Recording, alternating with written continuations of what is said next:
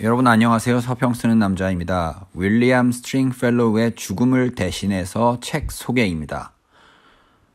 윌리엄 스트링펠로우의 죽음을 대신해서는 제가 현재 계속해서 윌리엄 스트링펠로우 시리즈를 하고 있는데 이 시리즈의 세 번째 책이고요.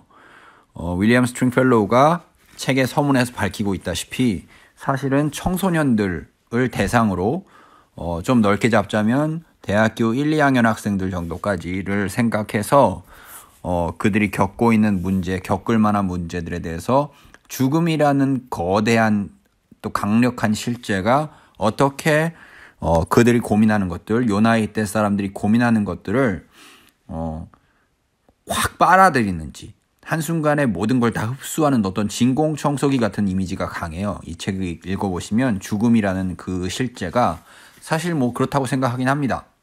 그런데 어쨌거나 이 책이 가진 문제의식은 그래서 그런 겁니다. 죽음이라는 이 실제가 사실은 사람들이 살아가는 삶의 그 모든 것에 사실은 죽음이 깔려 있다는 거죠.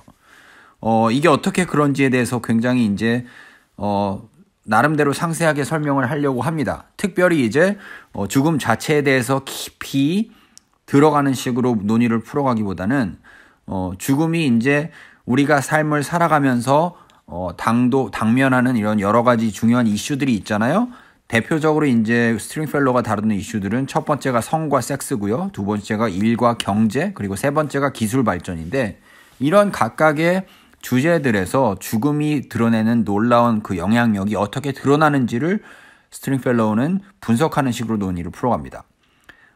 그러면은 아마 기억을 하시면서 이 책을 읽으시면 좋을 것 같아요. 사실 이 책은 그래서 청소년들을 대상으로 쓰여졌기 때문에 혹은 대학교 1, 2학년생들 정도까지를 대상으로 쓰여졌기 때문에 쉽게 쓴다고 썼지만 그렇게 쉬운 책은 아니에요. 쉬운 책은 아니고 좀 더 깊은 탐구가 필요한 책이긴 합니다. 근데 그럼에도 불구하고 스트링펠로우가 이 책이 이제 나온 다음에 몇십 년이 지나서 다시 이제 재판을 낼 때 서문을 썼는데 그 서문을 읽어보면 이 책이 이후에 대학교의 수업에서 교과서로 쓰인 적도 많고 또 수많은 그 교회학교, 성인 교회학교죠. 미국의 교회들은 썬데이 스쿨이 단지 어떤 학생들이나 어린아이들만 하는 것이 아니라 어른들도 하거든요. 그래서 성인 교회학교에서도 이 책이 상당히 많이 교과서로 쓰였다는 그런 얘기를 합니다.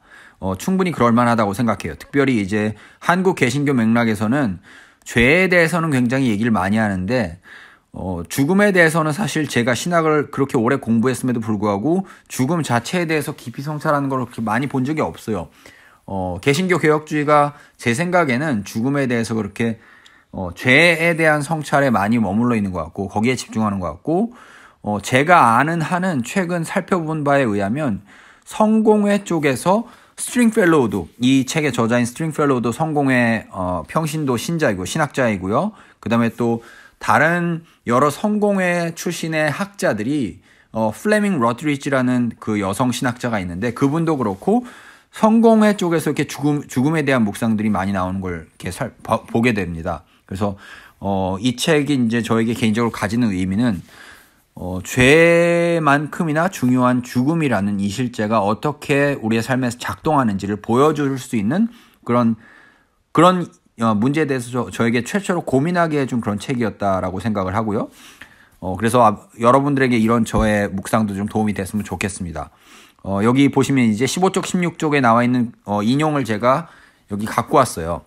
읽어보도록 하겠습니다. The suggestion here is that the power of death can be identified in American society as well as anywhere for that matter as the pervasive, decisive, reigning ultimate power 이렇게 얘기했는데 여기서 마지막에 이제 pervasive, decisive, reigning ultimate power라는 게 되게 중요해요. 죽음은 정말 편재하고 어디를 가도 볼 수 있고 decisive는 결정적이라는 뜻이잖아요. 그리고 reigning은 정말 지배하고 다스리는 그리고 마지막으로 ultimate은 최후의 최종적인 힘이란 얘기예요. 그만큼 죽음이 갖고 있는 영향력이 엄청나다. 사람들이 죽음을 절대로 피해갈 수 없다. 그리고 사람들이 하는 모든 활동들이 다 죽음과 연결되어 있다는 게 스트링펠로우의 이 책에 드러나는 문제의식입니다. 그런 걸 기억하시고 책을 읽으시면 좋을 것 같아요. 꼭 읽어보시기를 추천드리고요. 그 다음에 책의 구조와 얼개는 그래서 총 7장으로 구성이 되어 있는데 근데 크게는 이렇게 1장, 2장, 3장, 4장, 5장, 6장, 7장 이렇게 5부분으로 나눌 수가 있어요.